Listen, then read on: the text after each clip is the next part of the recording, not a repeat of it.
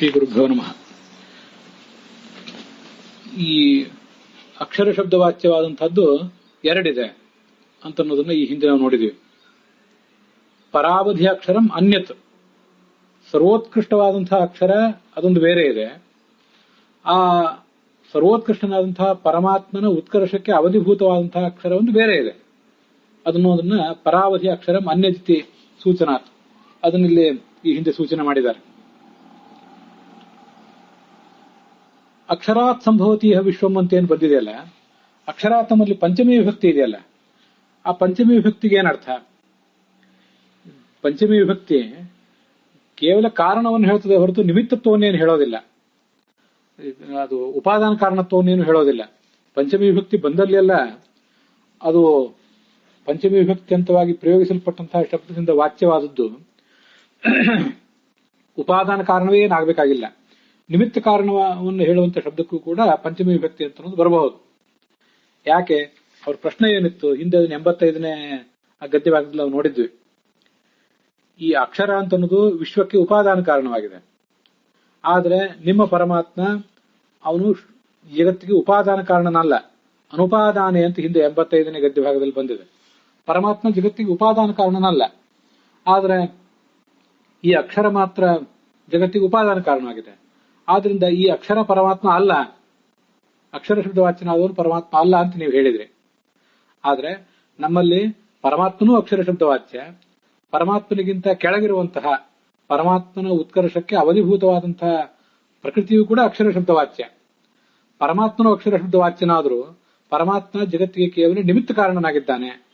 ಅವನು ನಿಮಿತ್ತ ಕಾರಣ ಅಂತನ್ನುವುದನ್ನು ತಿಳಿಸ್ಲಿಕ್ಕೂ ಕೂಡ ಈ ಪಂಚಮಿ ವಿಭಕ್ತಿಯನ್ನು ಪ್ರಯೋಗ ಮಾಡಬಹುದು. ನಾವು ಎಲ್ಲಿ ಪಂಚಮಿ ವಿಭಕ್ತಿಯನ್ನು ಪ್ರಯೋಗ ಮಾಡಿದ್ದಾರೆ ಅಲ್ಲೆಲ್ಲ ಉಪಾದಾನ ಕಾರಣತ್ವೇ ಬರಬೇಕು ಅಂತ ಏನಿಲ್ಲ. ಅದನ್ನು ಈ ವಾಕ್ಯದಲ್ಲಿ ಹೇಳ್ತಾರೆ. ಅಕ್ಷರಾತ್ ಸಂಭವತಿ ಇತಿ ಪಂಚಮಿ ಅಪಿ. ಅಕ್ಷರಾತ್ ಸಂಭವತಿ ಎಂಬಲ್ಲಿ ಅಕ್ಷರದಿಂದ ಜಗತ್ತು ಹುಟ್ಟುತ್ತದೆ ಅಂದ್ರೆ ಅಲ್ಲಿರುವಂತಹ ಪಂಚಮಿ ವಿಭಕ್ತಿ ಕೇವಲ ಕಾರಣತ್ವವನ್ನು ಸೂಚನೆ ಮಾಡಲಿಕ್ಕಾಗಿ ಮಾತ್ರ ಇದೆ, ನತು ಉಪಾದಾನತ್ವೇ. ಉಪಾದಾನ ಅನ್ನೋದನ್ನು ಸೂಚನೆ ಮಾಡಲಿಕ್ಕಾಗಿ ಈ ಪರಮಾತ್ಮ ಜಗತ್ತಿಗೆ ಉಪಾದಾನ ಕಾರಣನಲ್ಲ, ಅವನು ಮೆಟೀರಿಯಲ್ ಕಾಸ್ ಅಲ್ಲ, ಅವನು ಕೇವಲ ಇನ್ಸ್ಟ್ರೂಮೆಂಟಲ್ ಕಾಸ್, ನಿಮಿತ್ತ ಕಾರಣ ಮಾತ್ರನಾಗಿದ್ದಾನೆ. ಪಂಚಮಿ ವಿಭಕ್ತಿಯನ್ನು ಪ್ರಯೋಗ ಮಾಡಿದ ಮಾತ್ರಕ್ಕೆ ಅವನು ಕೂಡ ಮೆಟೀರಿಯಲ್ ಕಾಸ್ ಆಗಬೇಕಾದಿತ್ತು ಅನ್ನುವಂಥ ಪ್ರಶ್ನೆ ಇಲ್ಲವೇ ಇಲ್ಲ. ಸರ್ವೋತ್ಕೃಷ್ಟನಾದಂತಹ ಅಕ್ಷರ ಶಬ್ದವಾಚ್ಯನಾದ ಪರಮಾತ್ಮ ಜಗತ್ತಿಗೆ ನಿಮಿತ್ತ ಕಾರಣ ಆಗಿದ್ದಾನೆ. ಅವನಿಗಿಂತ ಕೆಳಗಿರುವಂತಹ ಅವನ ಉತ್ಕರ್ಷಕ್ಕೆ ಅವಧಿಭೂತವಾದಂತಹ ಈ ಜಗತ್ತೇನಿದೆ ಅದು ಉಪಾದಾನ ಕಾರಣವಾಗಿದೆ. ಹೀಗೆ ಇವೆರಡನ್ನೂ ಕೂಡ ನಾವಲ್ಲಿ ಪ್ರತ್ಯೇಕವಾಗಿ ತಗೊಳ್ಬಹುದು.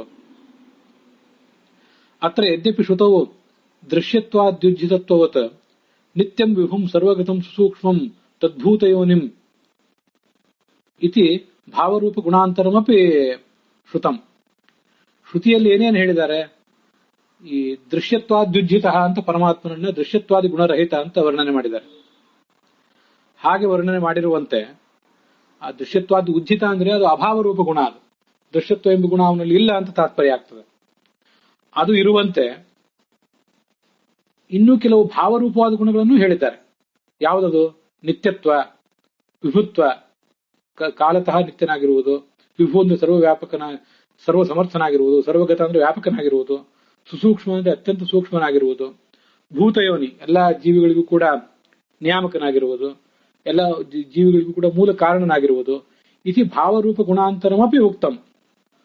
ಭಾವರೂಪ ಗುಣ, ಬೇರೆ ಬೇರೆ ಭಾವರೂಪವಾದ ಗುಣಗಳನ್ನು ಹೇಳಿದ್ದಾರೆ ವೇದವಾಕ್ಯದಲ್ಲಿ, ಅಥರ್ವಣದಲ್ಲಿ. ಕೇವಲ ಅಭಾವರೂಪವಾದ ಗುಣಗಳು, ದೃಶ್ಯತ್ವ ರಹಿತತ್ವ ಮತ್ತೆ ಮನೋಗ್ರಹಣ ರಹಿತತ್ವ ಇತ್ಯಾದಿ ಅಭಾವರೂಪವಾದ ಗುಣಗಳನ್ನು ಹೇಳಿರುವುದು ಮಾತ್ರ ಅಲ್ಲ, ಅದನ್ನು ಹೇಳಿರುವಂತೆ ಉಜ್ಜಿತತ್ವ ಹೊತ್ ಅದರಂತೆ ಭಾವರೂಪ ಗುಣಗಳನ್ನು ಹೇಳಿದ್ದಾರೆ.